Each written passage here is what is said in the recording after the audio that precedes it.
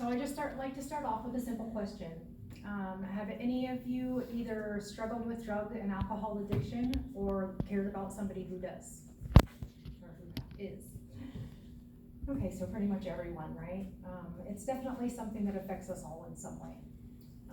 According to addiction treatment authors Van Wormer and Davis, in 2021, more than 46 million people in the US reported that they are using illicit drugs or misusing prescription drugs. And nearly a quarter of all adults and adolescents in the US reported binge drinking in the last month. Now keep in mind, this is only the people who actually admitted that they had a problem. Although this problem is well known, many don't understand the underlying causes of addiction. There is a stigma that addicts are weak or lazy. Some even say that they're selfish and that they don't care about anyone but themselves, but this is simply not true. No one chooses to be an addict. I chose this topic because I'm an addict, and I was told by my son that, I was told by my son that I didn't love him enough to quit. He said that I didn't care and that I loved drugs more than I loved him. I didn't know how to explain to him what had happened to me, so I learned everything I could on this subject. Today I'm going to be talking about the psychological, the biological, the psychological, and the social factors of addiction. And first we'll talk about the biological factors. Our brains and the genetics that we inherit determine how likely we are to become an addict. At the center of addiction is our brain's reward system. When we do something that feels good, our brain produces a chemical called dopamine. It's our brain's way of saying, wow, that felt great, do it again. But when we use drugs and alcohol, it floods our brains with that dopamine. And then eventually our brains stop making that natural dopamine itself. Over time, when it stops making the dopamine pretty much at all, our addicts need to use the drug just to feel normal. They're not even really getting high off the drug anymore. They're just using it to feel like everybody else does. Genetics are another biological factor. According to the National Institute of Drug Abuse, scientists estimate the genetics account for 40 to 60% of a person's risk of addiction. If addiction runs in a person's family, even if they're adopted and they've never met their biological parents, they are much, much more likely to become an addict themselves. In addition, our brain structures like the prefrontal cortex, that helps with decision making and self-control in our brains. Oftentimes in addicts, that is underdeveloped or damaged. And so it makes it really hard for them to resist urges, even when they know that there's going to be consequences.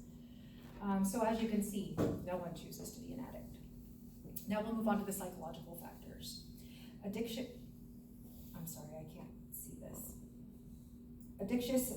is highly related to how we think, feel, and cope with the world around us. There's a publication in the Substance Abuse and Mental Health Services Administration. They posted results for the 2024 National Survey on Drug Use, and it showed that among the 14.6 million people that had a severe mental illness, 6.9 million also had a substance use disorder. Other statistics show that 80% of all addicts have a mental health issue. Drugs can offer temporary relief and start a cycle of self-medicating for those people who have severe mental illness. I actually started using drugs myself because of undiagnosed depression that I carried around for my whole life, and it was undiagnosed. Certain personality traits like impulsiveness and a need for excitement also increase your risk, especially if you're having a hard time regulating your own emotions. Ultimately, the psychological factors don't cause addiction, but they interact with the other factors in really powerful ways. It's really not about bad decisions. It's about unmet needs, unprocessed pain, and a desperate search for relief. Remember, no one chooses to be an addict. Now we'll look at the social factors that are involved. Psychologist Bruce Alexander states that addiction is not just a matter of individual weakness or moral failing, but is deeply influenced by social environment and relationships. For an example, the kind of home that you grow in makes a big impact. Stress, trauma, neglect, even people who are using drugs in your home also increase your chances of being an addict. People feel alone, helpless, overwhelmed, and they turn to drugs to cope. Living in poverty, especially people without a good support system, also makes things worse. Even the area that you grow up in matters. Again, no one chooses to be an addict. So I'd like to close with this. Behind every addict is a person, a brother, a sister, a parent, a child, a friend who didn't choose this struggle but lives with its weight every day. Addiction is rooted in things beyond their control. A brain wired for dependency, a mind battling trauma and mental health, a life shaped by instability. Instead of support, these people get judgment. The stigma says that they are weak, heartless, and broken. This can be more damaging than the addiction itself.